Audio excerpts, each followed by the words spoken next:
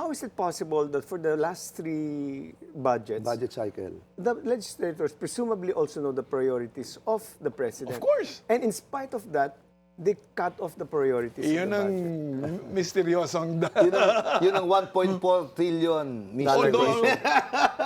pinapakinggan ko yung mga secretaries, ang sinasabi nila, hindi kami pwedeng makialam kasi budget authorization or enactment is the exclusive jurisdiction of the legislature.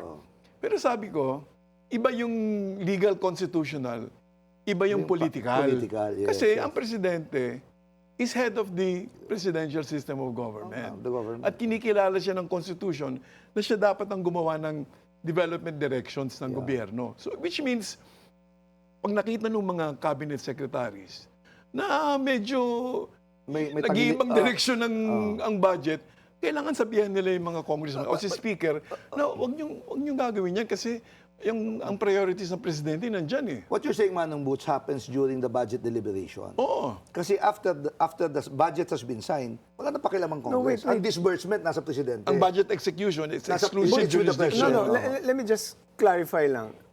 Yung pag-murder doon sa budget wasn't done in the deliberation per se, but in the small com. Di ba? You said In it. the BICAM. In the BICAM. But that's still part of the that's budget Correct, process. but that was done in Subrosa.